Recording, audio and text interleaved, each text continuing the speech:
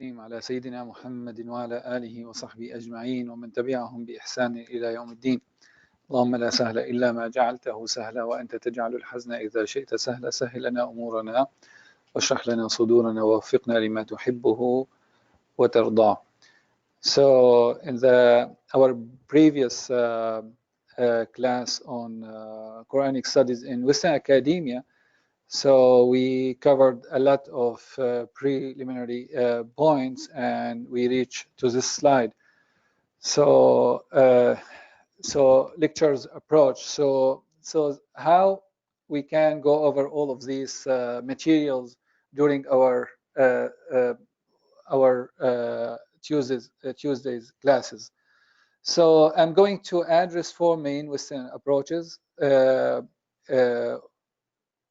These main approaches include a lot of nuances, details, and specific approaches so inside.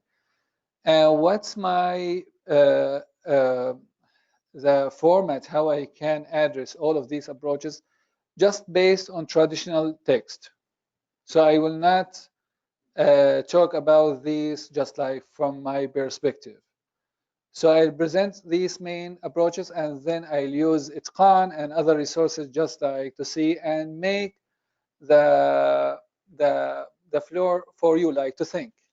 So you have this approach and these traditions, resources, and to think. So I will not pause and to say this, so everything. So here is not like a teacher and student, is all of us like students in these classes. So if anything coming to your mind, just like let me know, and so we can understand from this text maybe different thing, or we have a different angle. So here what we are going to focus main Western approaches is four approaches. The first three I say here, they don't follow the Islamic tradition. And then I have one which follows Islamic tradition. So that's in general. So I'll speak about how this follows Islamic tradition. So the first three, the first one, I spoke about this, the Qur'an, or the first Qur'an. And in this approach, we will talk on different issues: the history of Qur'an, Mushaf versus Qur'an, philology, chronology, and thematic approach. So you can see all of these details: history, philology, chronology, thematic. Many scholars so speak in these angles. So some people like coming to the idea of Qur'an from philological perspective. Some coming to the Qur'an from chronological perspective, thematic or historical criticism. So that's why the first one we can consider the Qur'an of the West. This is the approach of the West. So how we can understand the history of Quranic studies in Western academia, this is the main approach. So the Quran of the West is to differentiate between between Mushaf and Quran, Quran versus Mushaf. And then the second one, biblical origin of the Quran. So here we'll speak about inscriptions and scriptures nature. The third one, Semitic origin of the Quran. Also, we'll talk about inscriptions, the meaning of the meaning of Arabic, Ijaz concept, Quranic concepts, world view concepts that in German used by Japanese scholar Welt and Schang's Lehre. That's Welt, world, and Schang's view, and Lehre is concept or philosophy. So here, so all of these will talk under this approach, Semitic origin of the Quran. And then when I follow the one that follows Islamic tradition, we'll speak about tafsir approach in Western academia. So some books, projects use tafsir. So we'll see the first three, nothing about tafsir. The whole tafsir library neglected. We will not like read Quran through al-Tabari, Suyuti, all of these, like for them, trash. So they don't understand Quran. But the last one follow Islamic traditions, is tafsir approach, and the question here of tradition. So what does it mean of tradition? And why, like some people in this approach rely on Suyuti, not on Tabari, Ibn Kathir, not, or Al-Biqai. So what's the meaning of tradition, and how we can understand the library of tafsir, and why people like just focus on tafsir from like Muqatil till At-Tabtabai, and then after Tabtabai, everything after Tabtabai, nothing. So 150 years after that, neglected, and just before that. So what's the idea of tradition and how we can define the tradition? And then we'll talk about translation agenda if we have time for this. So we have a lot of materials here, you see. And then we'll speak about interpretive translation, Mushaf approach, and tafsir approach. So Islamic tradition, so to discuss and to argue and to talk about all of these main approaches, I'll use these as main resources. السيوطي الإتقان في علوم القرآن, resources of الإتقان. He relied mostly, السيوطي relied on around 100 resources, and also secondary resources, modern studies, Farahi and Islahi is mostly about the last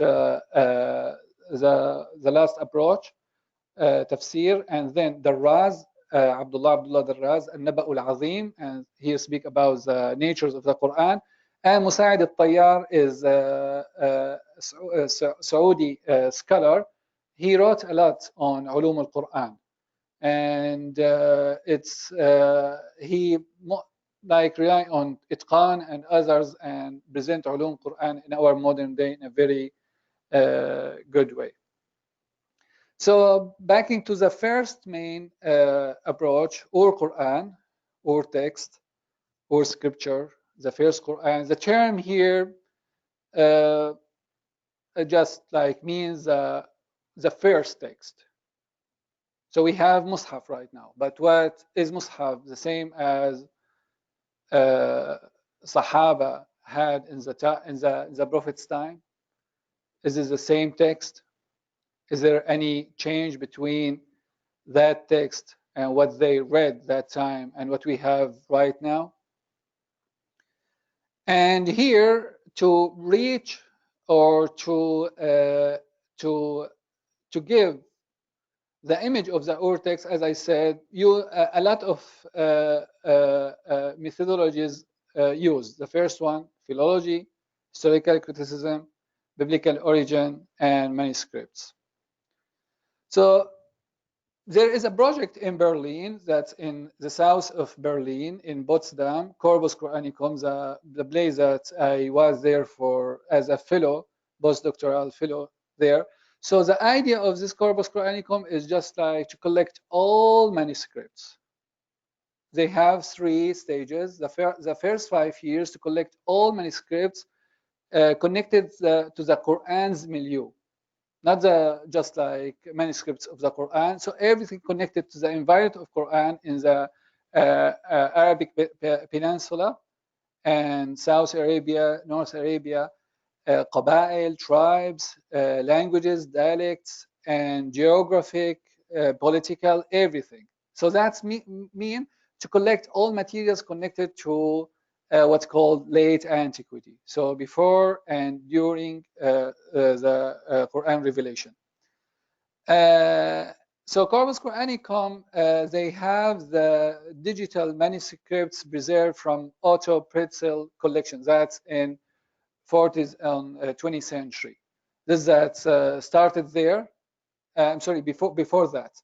That's with Nolke. So all of these Otto Pretzel and others, they are Nolke students, and they collected Sana'a collections, manuscripts, and all of these. And their project is to work on the history of Quran. But then all these manuscripts burned in the war, I think, I don't know, 1 or 2.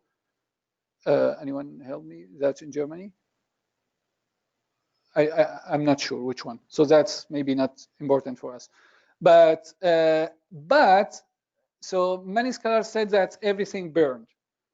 But then we found that Corpus Qur'anicum preserves the digital films of all of these manuscripts. So here to speak about biblical studies also. So the idea of our text used on the biblical text. So it's just like to follow what the scholars doing on biblical text, they are doing on Quran. So what's the ur text of Torah, what's the ur text of Gospels, and doing same on Quran. So there is a ur text. So this is the same methodology they used on biblical text, they're using on Quran. I can consider the most important scholar in our modern time is François de Roche from France, and working on manuscripts of the Quran. And right now he is doing like a lot of workshop here and there, just like to talk about what the manuscripts and the history of manuscripts of the Quran. And I'll talk about this maybe later, but so with his work, everything related to revisionism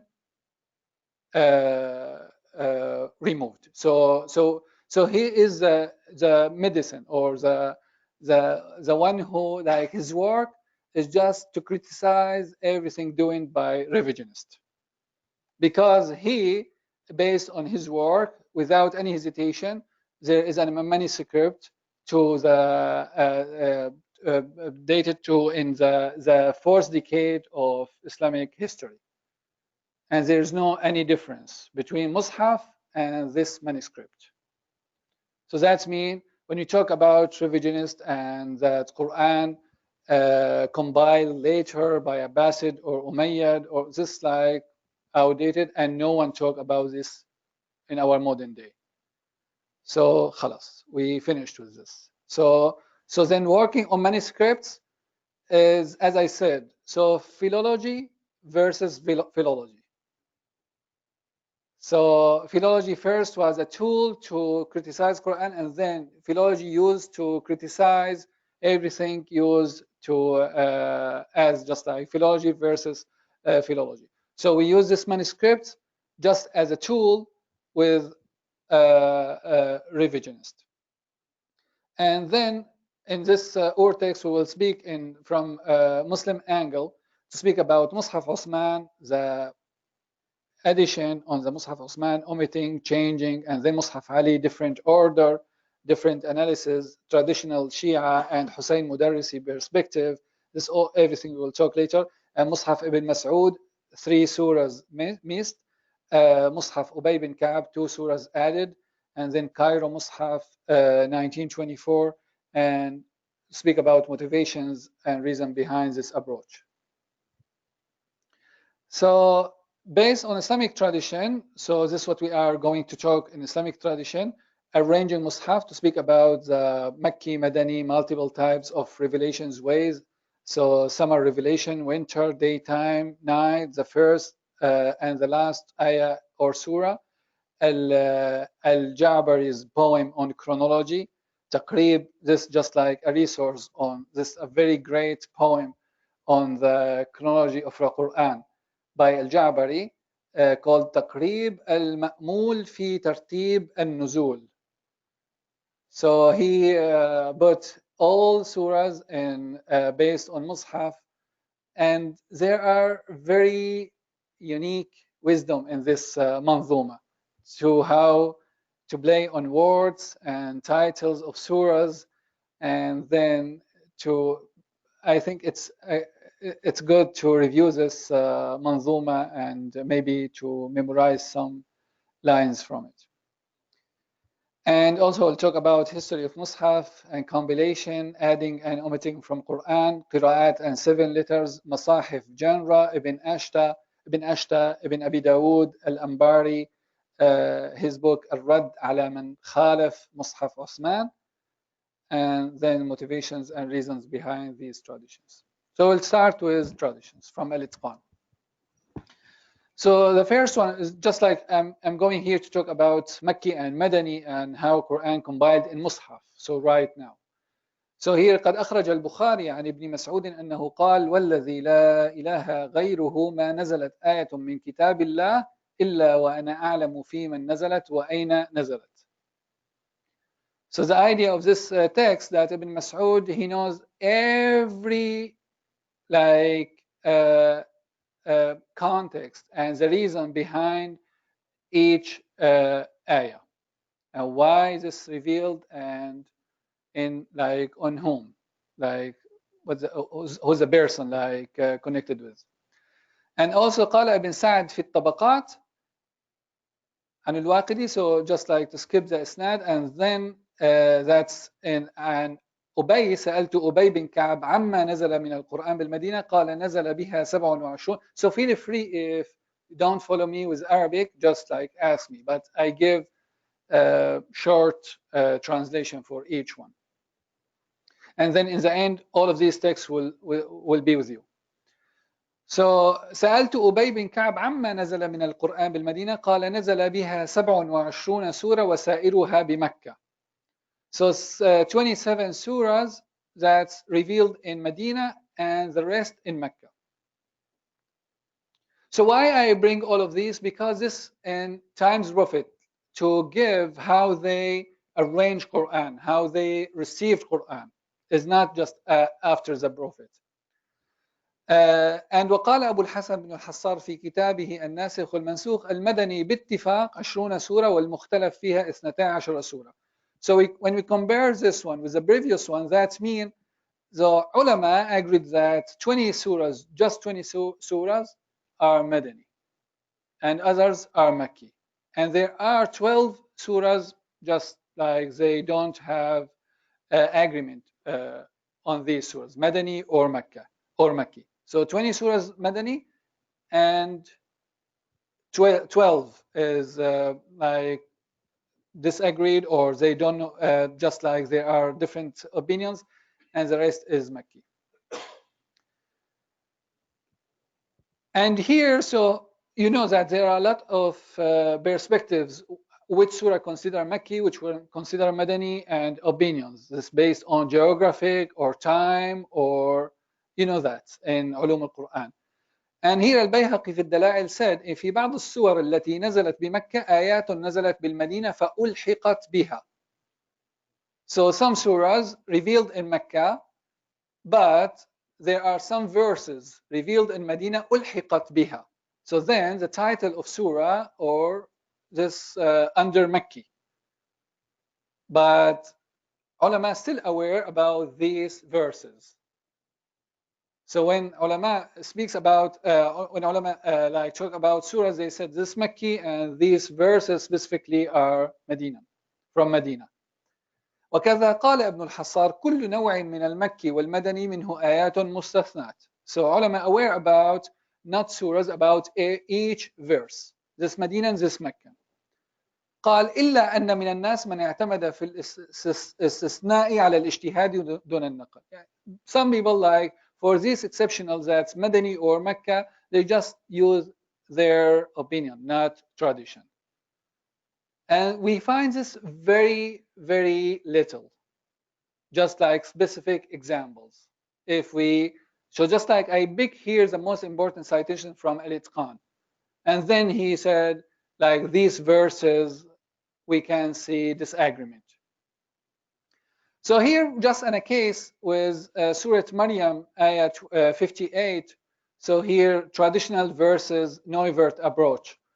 So when I was in Berlin in my fellowship position, just we meet every weekly, and just focus on a text from Quran with 5 scholars, different languages, with Hebrew, Syriac, Aramaic, Arabic, and English, without tafsir, and focusing on surah. The idea for me to go there is just to understand was the approach and perspective, and not just to talk from outside, just to think, because it's something very important for me as specialized in Quran and Hadith. So when we read Surah Maryam, when we read this verse, أولئك الذين أنعم الله عليهم من النبيين من ذرية آدم ومن حملنا مع نوح ومن ذرية إبراهيم وإسرائيل وممن هدينا واجتبينا إذا تتلى عليهم آيات الرحمن خروا سجدا وبكيا. سبحان الله الحمد لله. So for this verse, she said this without any hesitation, should be Medina, not Mecca. Why? Because the style, the length, and the rhyming, and everything. So it's not like tradition. It's not based on tradition because Ibn Mas'ud said that, or just because this Noltke style, literally style. So the length of verses short, and if we have like two words, and then like 2 lines, that should be Meccan, not Medinan. Or different rhyming, or different, like there are different terms from Meccan. But mostly about the length and how this like long or short. When I reviewed Al-Itqan, I found this Medina, not Meccan. But now, so what's the approach? Is the approach is literally based on the style or based on tradition? So he just like said, without itqan, without tafsir, without anything, this should be Medina, based on Noltke. And based on what we have in tradition, should be this Medina, not Meccan, because we have like Isnad said so and so. So this is like a difference between the idea of the Ur text. For here is literally, so based on the language of the Quran. So this should be not revealed in Mecca, should be revealed in Medina, not in Mecca. So such technique and Quran, this al-Baqillani perspective, such like rhyming prose. He said, وَلِلسَّجْعِ مَنْهَجٌ مَحْفُوظ وَطَرِيقٌ مَضْبُوط. This before Quran, so saj'a is fixed. So people follow very specific technical ways to use saj'a. Short, 2 words, and then, and you see that in balagha. Like 2 words, and then 2 words, 3 words, 3 words. If you make it long, make it less, and then you will ruin saj'a or not. And that's not the type of the Quran. So we cannot reach Quran from this perspective. If this is a theory, so then a lot of verses in Quran against of this. So Surah Al-Kafirun, one of them. قل يا أيها الكافرون لا أعبد ما تعبدون ولا أنتم عابدون ما أعبد. Okay, so different tribe, and also you can see in any like surah, so you don't have. So my approach to Quran is not saj'a. So saj'a used just because fits the meaning. So then when we go to Surah Al-Baqarah, ألف لام ميم ذلك الكتاب لا ريب فيه هدى للمتقين الذين يؤمنون بالغيب ويقيمون الصلاة ومما رزقناهم ينفقون. So ينفقون مما رزقناهم ينفقون, if you reverse that, ينفقون مما رزقناهم. And then وبالآخرة هم يوقنون, يوقنون بالآخرة. So يوقنون بالآخرة less than وبالآخرة هم يوقنون. يوقنون بالآخرة less than وبالآخرة هم يوقنون. So what's the idea? Why is this like rhyming prose? Because the idea of ghaib, the idea of ghaib is preceded the idea of the unseen over seen world.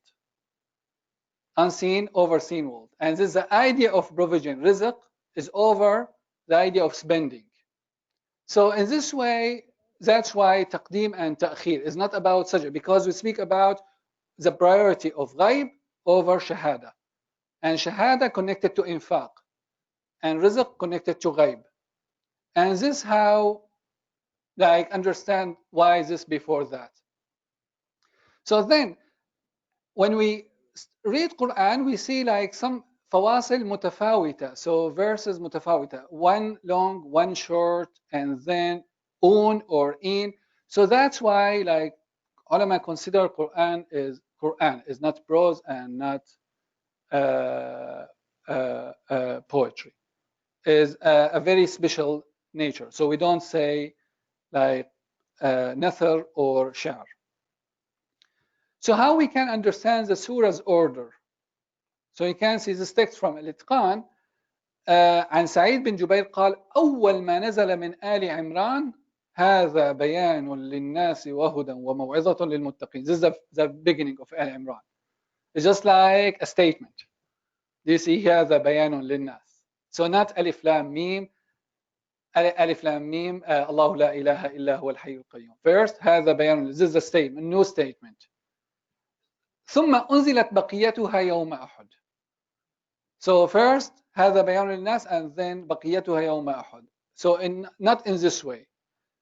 And this is just like to bring all text, and then we will see how, like step by step, how this from Ibn Ashta Masahif.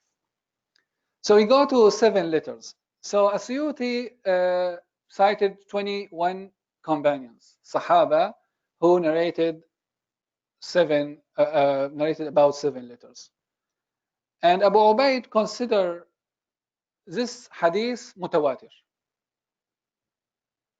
As-Suyuti mentioned 40 opinions on al-Ahruf al-Sab'a. So I'll mention maybe 7 of them for their importance. The first one is mushkil, tawaqquf. You will see that in many subjects, tawaqquf. So we don't have any opinion, just like we don't have any opinion, we don't know what is this, tawaqquf, no opinion. And the second one, 7 readings, qira'at. So how to criticize this? No single word in Quran read on 7 readings. So no single word in Quran read on 7 readings. So the idea of 7 readings, not in each letter. But that's not the main criticism. As-Suyuti said that's jahlun qabih. And kathirun min al-awam. So al-awam believes that al-ahruf sab'a is al-qira'at al-sab'a.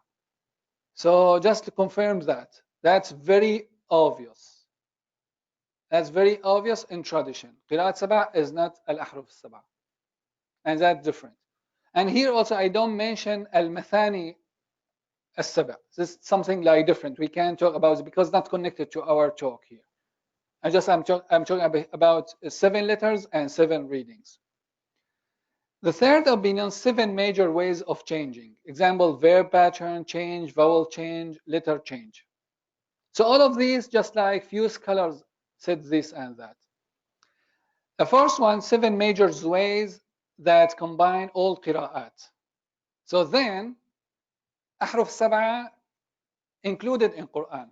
So based on this. But that combine all qira'at. So when we approach qira'at and the difference between qira'at, sahih, weak, and shadh, so the vowel or letter change with the same meaning and shape or different meaning and shape. So based on this, we have 7 possibilities. So different vowel, same meaning. Different vowel, different meaning.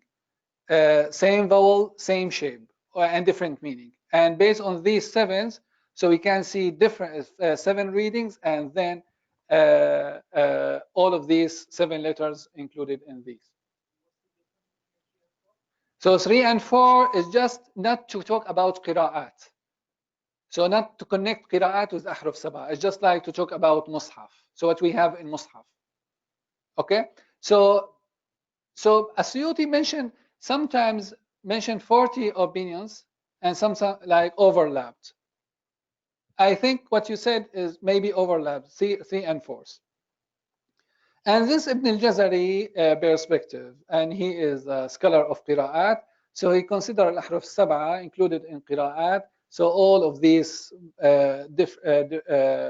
nuances in qira'at included in ahruf sab'a. So the 5th one is very weird. So that synonyms were permissible except for torment or mercy verses. So like people when like read Sami'an, they can use Aliman, Azizan, Hakiman instead of Sami'an. That's permissible. And when like Quran say Halumma, you can do Aqbil, Ta'ala, Ajil, Asri', and these synonyms.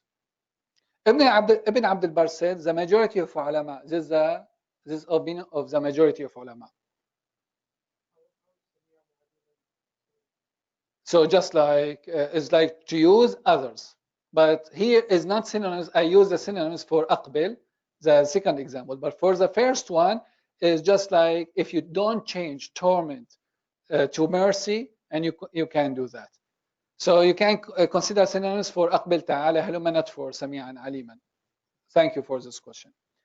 So أكثر العلماء, Ibn Abdul Barr said, in the Prophet time, the Sahaba did that. You have a question? Yeah. So, and Javid, if anyone has a question, just let me know. So that's أكثر العلماء. And here I have some, I'll just give this hadith and then I'll back to the fifth opinion.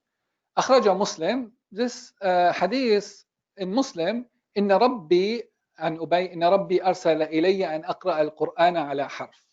That same was the idea of salah, and to make it easy, like 50 and then 2, 5, and أحرف سبعة in reverse. So first start with 1, and then Prophet asked Allah to make it easy to my ummah, and then Allah assigned 2 letters, harfain, and then asked him again, and then reached to 7 letters.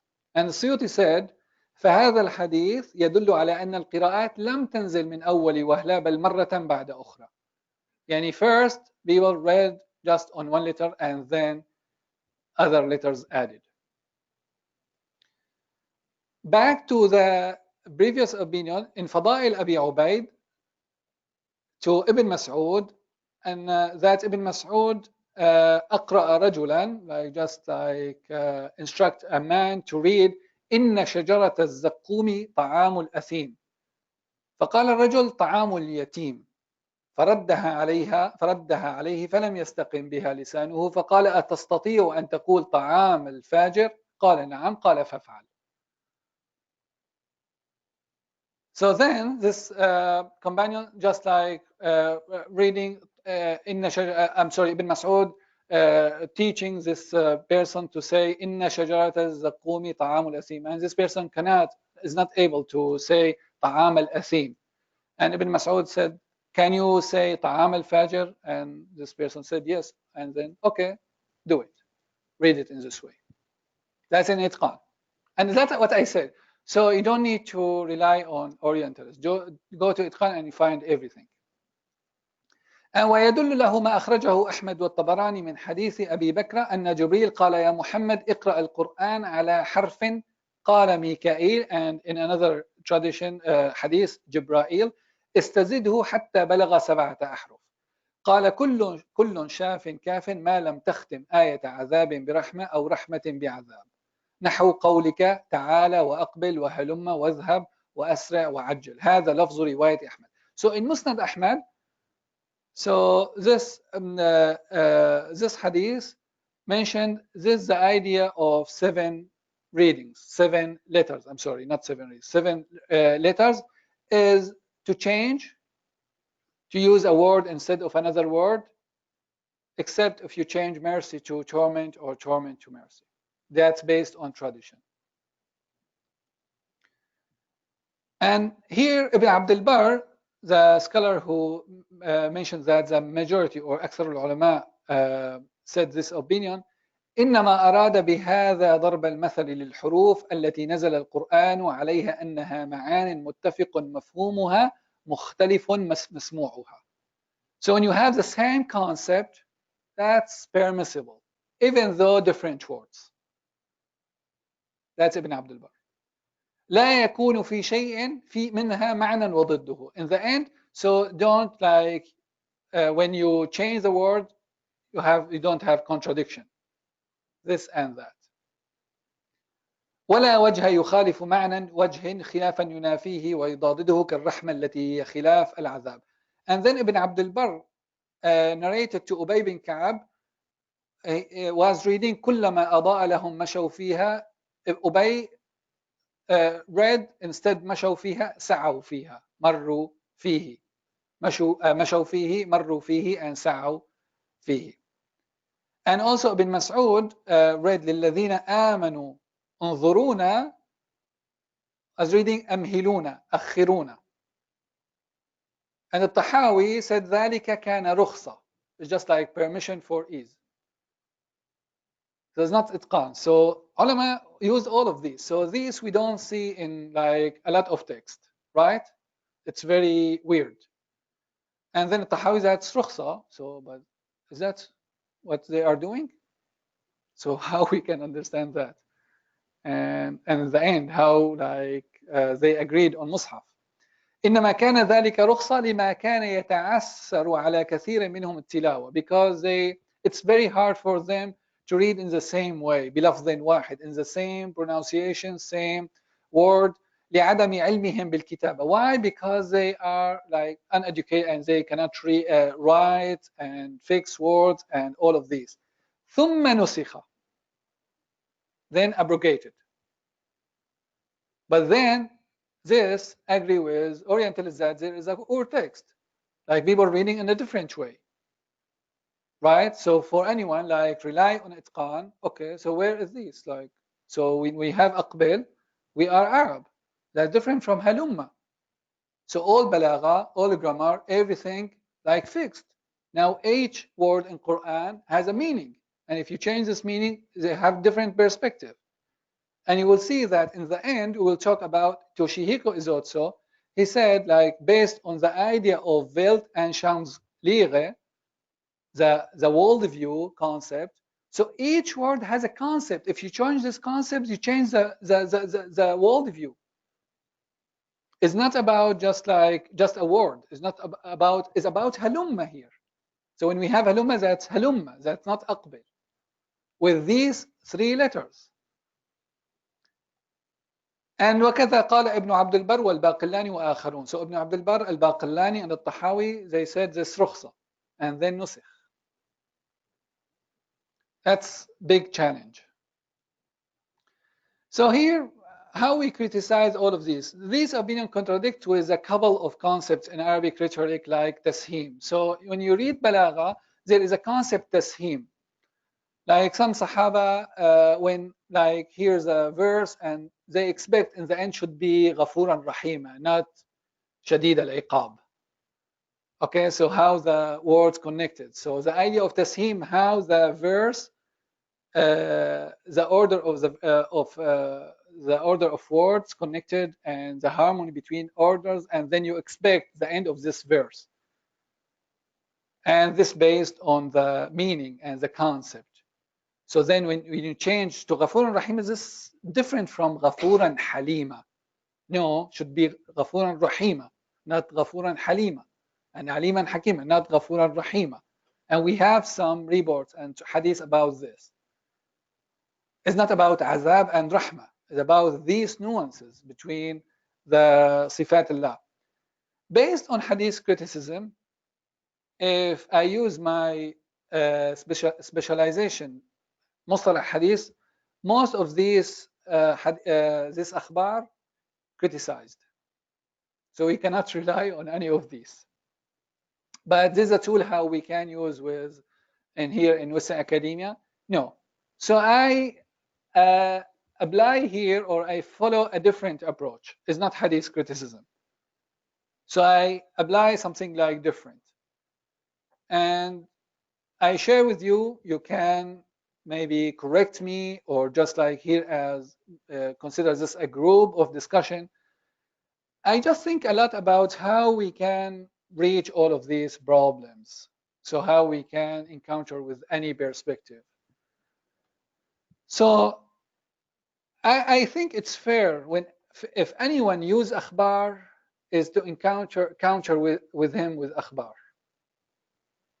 If anyone use inscription, counter with him based on inscription. Fiqh based on fiqh. Hadith based on hadith. So now if we speak about hadith criticism, that doesn't make any sense here for Western academia. So because no one interested in modal, sahih, hasan, all of these. So this mutun, and you have this mutun, and we cannot neglect and ignore all of these. So this is based on akhbar. So if anyone, yes, that's akhbar. Okay, so for akhbar, then we cannot be like cherry picking. We need to use all of these akhbar and not to be selective. So itqan as a whole is not just about this text. So then we need to read itqan from the first page to the last page, and then we can understand all of these texts. If you use inscription, so ignore akhbar and just like based on inscriptions or manuscripts. as Francois Diroche. So based on inscriptions, and we find that the inscription telling us this manuscript in the second decade, and the difference between like Rasm and all of these, we can rely on these. And also here is a problem is about like all problem about hadith narrated by ma'na coming here, that Quran narrated by ma'na is not just like hadith, and no one spoke about this. So there are three problems. The first one, based on hadith criticism, that criticized all of these akhbar, and also this the idea of narrated by ma'na and by meaning, and the first one, the idea of tashim and balagha. So just to follow with opinions on 7 letters. So the sixth one, 7 languages, dialects, language scholars. So this is the opinion of language scholars like Abu Ubaid, Thalab, al-Azhari, and Ibn Atiyah. Abu Ubaid said it doesn't mean that every single word read on 7 languages, but all these 7 languages read in the Quran. Some on Quraysh, Hudayl, Yemen, and so on. So the following quotation suggests that the change was in the oral reading, not in Mushaf. نقل أبو شامة عن بعض الشيوخ قال أنزل القرآن أولا بلسان قريش. So first, Quran read with the tongue of Quraysh. ومن جاورهم من العرب, and their neighbors. ثم أبيح للعرب, and then was permissible for Arab and allowed to read Quran in their languages, their dialects. And then, even though there is a difference in alfaz and pronunciations, words, and i'rab, and no one asked to move from his language to another language because of hardship. So Ibn al-Jazari confirms the majority opinion and said هذا الذي يظهر صوابه ويجاب عن الأول بما ذكره. Which one يظهر صوابه? This one, the last one. That's Quran read on a different languages and then abrogated because was hardship and then is. So he said, based on Ibn Jarir, أن القراءة على الأحرف السبعة لم تكن واجبة على الأمة. That's not a duty, like to read on 7 letters. إنما كان فقط جائز. It's just permissible and مرخص. But then when Sahaba saw that nation and Ummah, the community, is just dispute, and there is a dispute among them, if they don't have one letter and don't agree on one letter, حرف واحد, there will be dispute, and then they agree on compiling Quran on what we have on our Mushaf right now. And we'll talk about this, Abu Bakr and Uthmān task. So, as I said, if you rely on akhbar, then akhbar is our gate, our entrance to our approach. So Ibn Ashta في المصاحف and Ibn Shayba في فضائله من طريق ابن سيرين عن عبيدة السلماني said القراءة التي عرضت على النبي عليه الصلاة والسلام في العام الذي قبض فيه هي القراءة التي يقرأها الناس اليوم. So then the last reading that Prophet read to Jibreel alayhi salam, this is what people are reading right now in Masahif. So then there is no difference between the last reading, so you consider this the text before Abu Bakr, and what we have right now in Masahif. So nothing, there is no, like Muslim, like did not do anything like wrong. This just like base the last reading. They did not do anything after the Prophet. If we follow akhbar, okay, if we compare this and with others, that's not after the Prophet. This in the time of Prophet, yes, there is a process and different opinions, and then the last reading of the Prophet, this is what we are reading in our Masahif right now. And also this is another hadith by Ibn Ashta, and also كان جبريل يعارض النبي صلى الله عليه وسلم كل سنة في شهر رمضان, except the last Ramadan, the Prophet read and compared with Jibril twice. And this what we have in our Mushaf right now.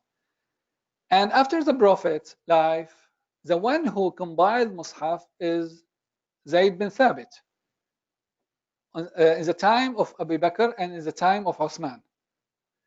And for Zayd bin Thabit, Al-Baghawi fi Sharh al-Sunnah narrated that Zayd bin Thabit witnessed the last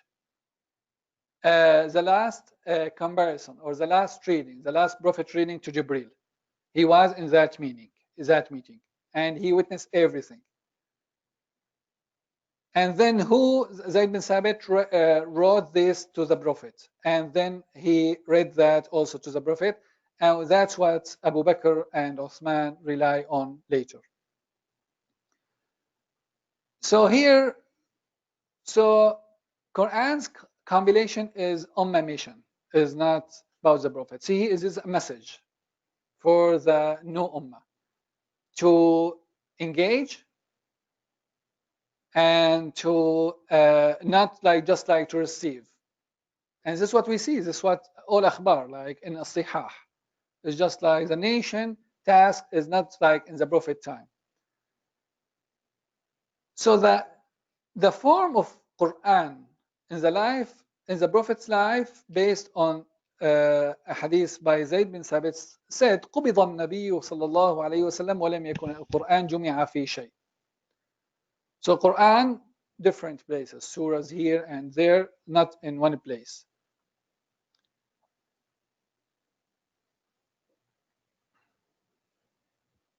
Okay, and here more, the Qur'an during the Prophet time, the whole Qur'an written but not compiled in one place, and surahs not arranged.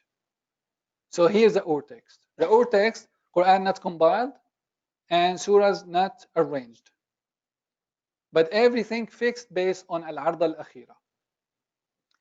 So وقد كان القرآن كله كتب في عهد رسول الله لكن غير مجموع في موضع واحد, not compiled in one place, and ولا مرتب السور. There is no organization for surahs here and there. So you can see some surahs before. Yes.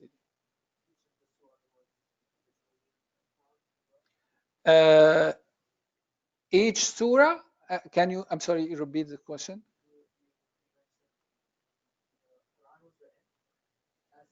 Yeah. That's in Prophet time, or in Prophet times written as individual surahs. But we will see some maybe specific answers to this question, because the idea of ayat, so murattab al-ayat, so verses organized or not. So here we have two things, not written in one place, and here about surahs. So then every surah written but in a different places. So but what about verses of each surah, organized or not? And we'll see that maybe in Abu Bakr task. So Quran versus Mushaf and Abu Bakr compilation. So Abu Bakr Quran compilation is based on the last reading of the Prophet to Jibril. This based on tradition. And Abu Bakr task is to put the whole Quran in one place and arrange ayat in each surah. But is this by opinions? Not. Arrange ayat based on Sahaba. Not just because this ijma' among Muslims that the arranging ayat in Mushaf is not reasoning, is not opinion. They said tawqifi, is not tawfiqi, is not ijtihadi. But about arranging surahs, there is two opinions. But arranging ayat is not about ijtihad. So then Abu Bakr arranged ayat not based on Zayd bin Thabit and just to put here and there based on reasoning and based on rational approach, but based on tradition and based on the oral tradition. The title of Mushaf came as a result of Abu Bakr compilation and derived from Habasha, based on Ibn Mas'ud. So here a text about the title of Mushaf. لما جمع أبو بكر القرآن قال سموه. When he compiled He has his the companions just put a name, and some of them they said we can name it Injil, Gospels. فكرهوه, they hate this. And then وقال بعضهم سموه السفر, just like a book. And this is the word used for Torah. فكرهوه من يهود, because it's imitating Jews. And then Ibn Mas'ud said, رأيت بالحبشة, I saw in Habasha a book, they called it Mushaf. فسموه به. So then, and Asyuti but narrated a lot of text just for this. That Mushaf derived from Habasha. Is not an opinion among Sahaba and like to make this. So we don't see among outside of these texts that Mushaf based on linguistic, like because Mushaf from Sahifa and combined. No, it's just like from Habasha. Right.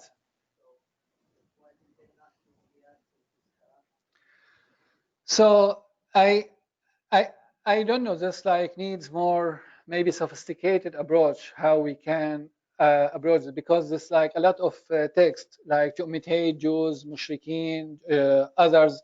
But Habasha has a unique relationship with the Prophet and Hijrah, and you see that. So maybe, but just like makes this something like to think. But based on Itqan, we don't see any tradition outside of this. So he cited a lot of tradition to make that Mus'haf coming from Habasha, the title.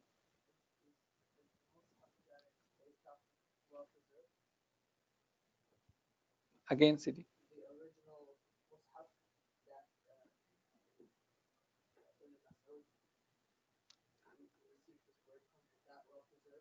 So you speak about Mus'haf ibn Mas'ud.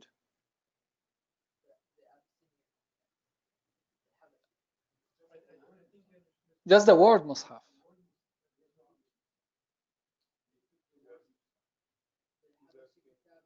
Can you, I'm sorry, can you give the mic for Ibrahim?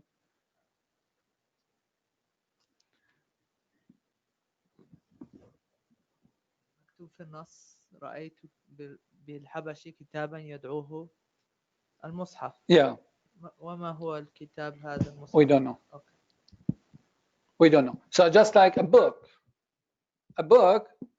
called Mushaf. So what is this book? We don't have any tradition. We don't know anything about this Mushaf. So maybe we can rely on secondary sources and others like to find. But in Islamic tradition, nothing about the nature and what is this Mushaf. Yeah. Yeah. No, I think the last question, Ibrahim asked about what about this Mushaf in Habasha? So do we know anything about this Mushaf, right? So I said no. No, but he thought that they took that Mushaf. No, not that. Just taking the word Mushaf. Right. Yeah. He's asking about the nature of this book that they found in Habasha. Do we know anything about this book? I said no. Okay. So Mushaf Uthmān, motivation and aim. So in summary, that there are different motivation in Uthmān radiallahu anhu era, that because of dispute with reading. So that's what happened when their Ghazu and Ahl al-Sham. So Hudhayfa said to Uthman, Adrik al-Umma, just like do something before this dispute, and as Jews and Christian dispute with their book and scripture. And there is something like very important here in the end of this citation. قال Uthman, and when he compiled and ordered Zayd bin Thabit and others, Abdullah bin Zubayr, Sa'id bin al-As, and Abdul Rahman bin Harith bin Hisham, when he orders them to compile Mushaf, he said something very unique.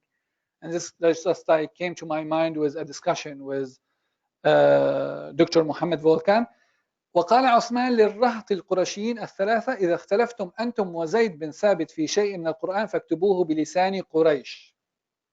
So here we have a question. Everything written in Quran based on Quraysh tongue or not? So in mafhum that when you disagree, refer and rely on Quraysh. But if you agree, so doesn't mean. So then what we have in Quran, so not just Quraysh. But when they don't agree, they rely on Quraysh. And this connected because we will talk about this later, about the language of the Quran. So everything from Quraysh or from where?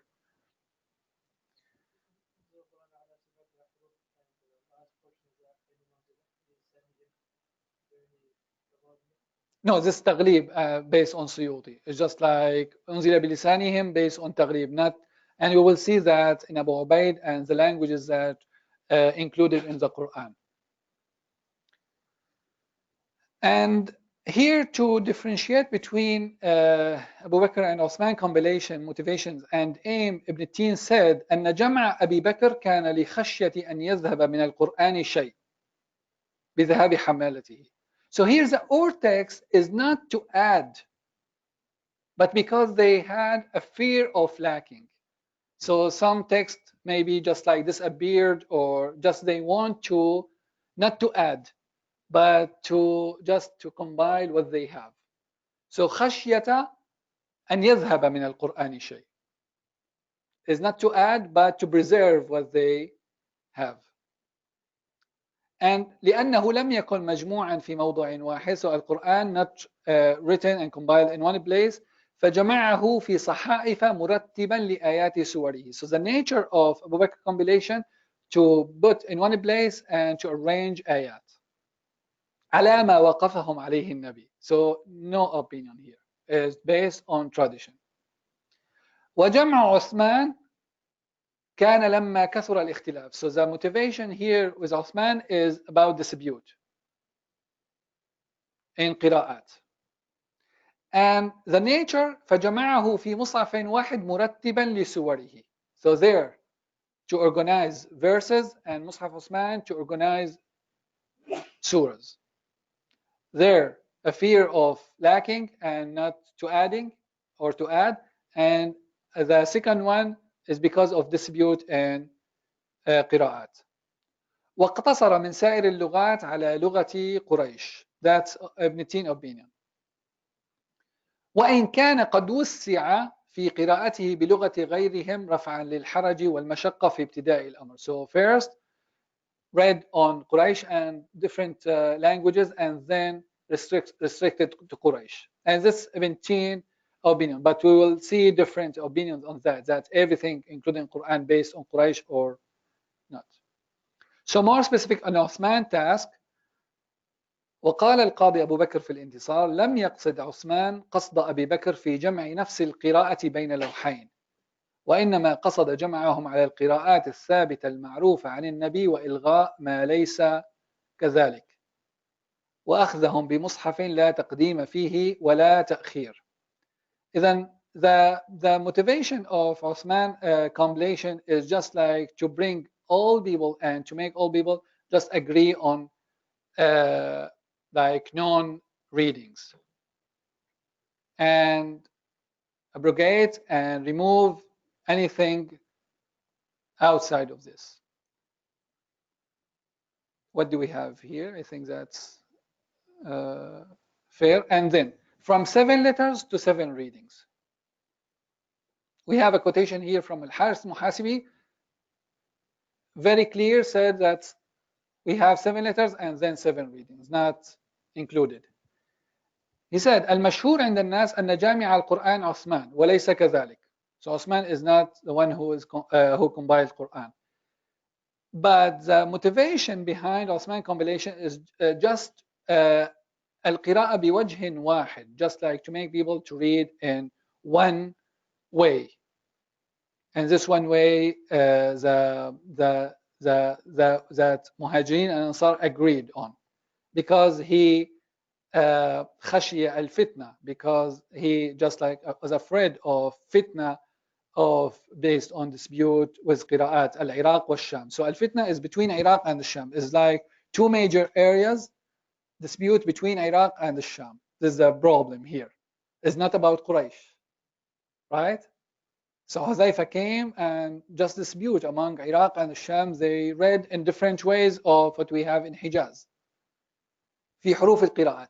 فأما قبل ذلك, but before that, فقد كان المصاحف بوجوه من القراءات المطلقات على الأحرف السبعة. So before that, there is like the seven letters, and then restricted to just what we have in Rasim Uthman.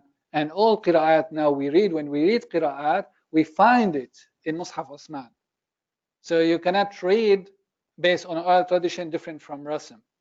So each qira'ah based on Rasim. So now when we read anything from 7 or 10, you find that in Rasim Uthman.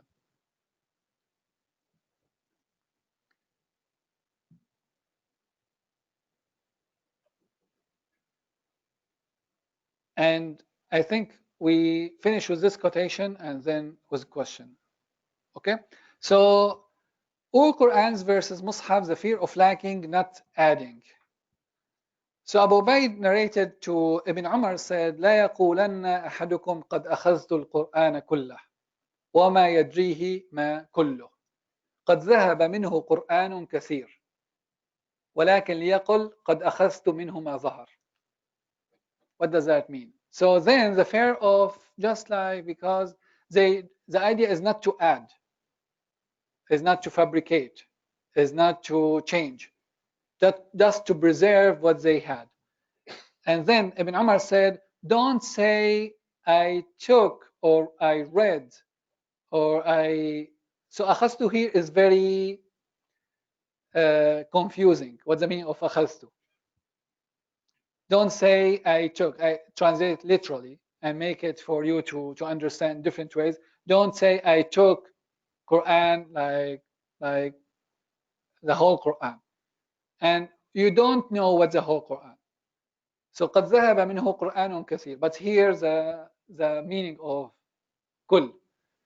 So قرآن كثير removed from Quran or removed from Mushaf.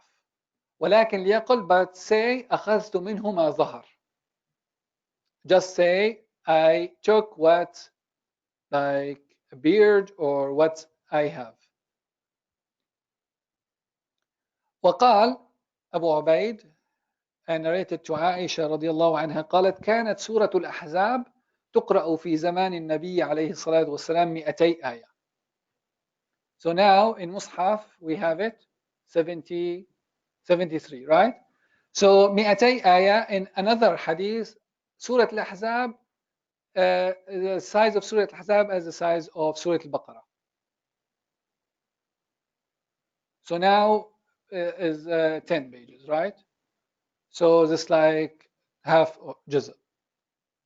So 200 آية. فلما كتب عثمان المصاحف لم يقدر منها إلا على ما هو الآن.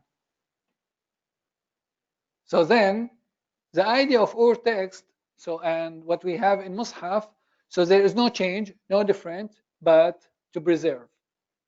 And to preserve what we had on Ard al-Akhira in the Prophet reading to Jibreel. نعم عبد الرحمن.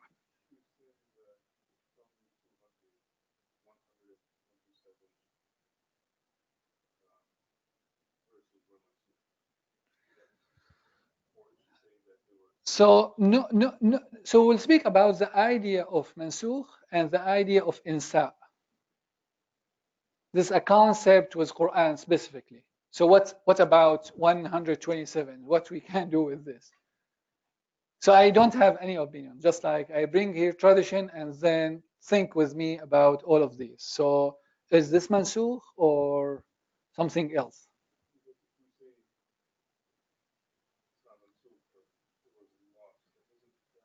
So there is another concept. It's not mansukh and not lost, but insa. And insa is a Hanafi term and Jassas term specifically. And this happened like maybe we will see how, and then maybe we'll talk about this more, like how we can approach all of these. The idea of mansukh versus insa, or like lost. And I'll stop here. And I just like to say one word. I don't know if I can cover everything because it's a big subject. So I'm trying to cover what I can do. I'm doing this like very fast, but I have here a lot of materials. So if we finish on the last Thursday and we don't cover everything, so you have everything and you can reach me and we can discuss about all of these, or we find ways how we can cover all of these materials. So I'm done. Alhamdulillah. Just we have 10 minutes for questions. If you don't have question, I'll continue. Yeah, تفضل.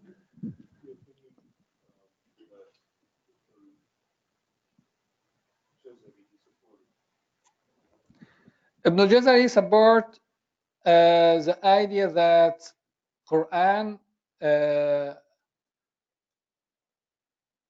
read before that on different like languages and dialects, and then restricted to Quraysh. So is that the same opinion as Ibn Abdul Bar, or is that no? That's different. So there are two major opinions. This one, languages, and different words. So and the word that Ibn Abdul used, not like Jumhur, he used akthar. But the idea of akthar, yani we don't have akthar. What does that mean, right? Jumhur, yes, this mostly used. So we, you know, that in all of these books there are many words like muhaqqiqin, al-akthar, al-aktharun, al-jumhur, all of these words. But sometimes al-akthar, but not akthar. Does Ibn Abdul Bar, does he still believe that changing these certain words, is that still permissible, or is that no longer permissible? That time. At that time. So Yeah, now it's but not then permissible. no, that's just like before al-ard al-akhira. Before. Not before Abu Bakr compilation, before al-ard al-akhira. Okay, so no scholar in Islam agrees that anything happened after al-ard al-akhira. Nothing in Abu Bakr. So as I said, the task of Abu Bakr to combine, to collect everything in one place. Do you see? And then to what? The second one, to arrange ayat based on tradition, but not to like nothing about words and to change and put that and instead of others. Yeah. Yes, Mike. This the project of Western scholars. That's like thousands of dollars, millions, just like to focus on this. Is this anything different? So now, the last achievement is Birmingham and Francois de Roche, the manuscript, and everything same as we read, nothing, and that's not on like just in some conferences, small conferences. Now that's on BBC, on al-Jazira, on like big media. Right? So in Birmingham discovered that on BBC. And then Birmingham staff put that on online, the whole manuscript. So you can find the whole manuscript right now on the website. But as I said, there is like different like tools. Yes, there's no dots. And I spoke about dotology. And there's no tashkil, vowels, and vocalized text. And then, okay, so we have a room for like dispute. As I said, for Bayt, we have 70 possibilities to read that. But they forget, these scholars, they forget that this is not a written tradition. This is an oral tradition. And that's why, like we here, it's very the significance of Neuwirth is she reached Quran based on this idea. Is an oral, is not written. And I should say something about this, like very important. In the last meeting workshop in Berlin, when we just like a one day to give our like work, and my work was on Surah Al-Fatiha and the last verse, al-maghdubi alayhim wal dhalin, how we understand maghdubi alayhim wal dhalin in Quran. And in her house, like just like to speak about in this like meeting and this workshop in a very secular place. So how we can start our workshop? And she suggests we need to recite Quran and with tajweed. Who opposed that? Arab. No, that's a secular place and we cannot do that, and a lot of people will be against with us. And still she is struggling with like all of these like people. No, this should be, Quran is not a text, it's an oral text. And you cannot read it just like, no, it should be orally. And you should deliver in this way. It's different nature from Torah and different from Gospels, like any text. You need to do that. And then we, unfortunately, we didn't, because it's based on vote and we are in like in democratic place. And we didn't do that. So, but also like the project by Neuvert is, I cannot just like approach this just like based on tradition. This big motivation behind this. It's just like to situate Quran in as a source for wisdom, like for anyone. It's just like not for Muslim. So here is, we need to maybe to discuss this in a different ways, not based on tradition, but also there are many things we need to discuss with Neuvert. But as I talked with just like previously, so Neuvert is a very unique scholar. That's why I decided to work with her. Is very honest, and she knows people in the field. When I decided to come to US and to continue my works on Quran, she said, "Why you want to go to US? أولئك المغضوب عليهم والضالين." They don't understand Quran.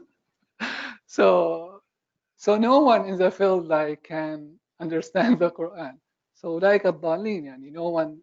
So I know why she said that, because she believes it's very important to connect Muslim tradition with Jewish tradition. This is like her approach, and this is not Muslim perspective, but she understands that hermeneutics in Jewish tradition is very important, and they did a lot. And with Quran, we can make same and discover a lot of things. And this tradition with Navid Karmani and her group. Yes, another question.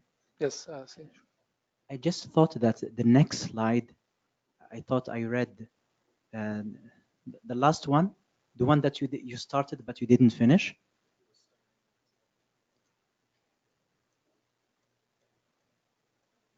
This one?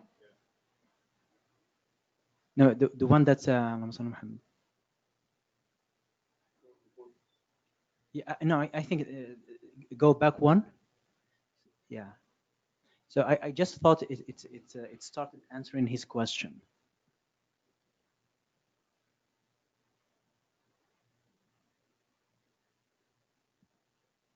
There was some rajm in it. I don't think. Here? I don't think in this one. No. There was rajm in it. So nothing here. I think this is parable. Yeah, right. And but this for next, not not for this one. One final question. And do we have any question from the cast? Yeah. You mentioned in the Mushaf of Abdullah ibn Mas'ud that there was 3 surahs that were missing. How do we reconcile that with the narration that you mentioned in the beginning, in which he said that there wasn't a verse except that I knew which surah it was placed in? So Mus'ab ibn Mas'ud and his approach on these surahs, we will talk about these specific 3 surahs and what's the idea. because this Fatiha and al-Mu'awwadhatayn is not about like Qur'an compilation, because he has a very, I think, based on tradition, we'll talk about the idea of al-Mathani, al-Sab' al-Mathani, and the significance of Fatiha in Qur'an, and why Ibn Mas'ud doesn't consider that belong to Mushaf. And we'll speak about that. And this is a very big tradition used by scholar here to criticize Quran. Ibn Mas'ud, Mushaf Ubay, and Mushaf Ali bin Abi Talib. 3 Mushafs. We will talk later. Wa alhamdulillah, and thank you for generosity. And see you inshallah next Tuesday. Wassalamu alaikum.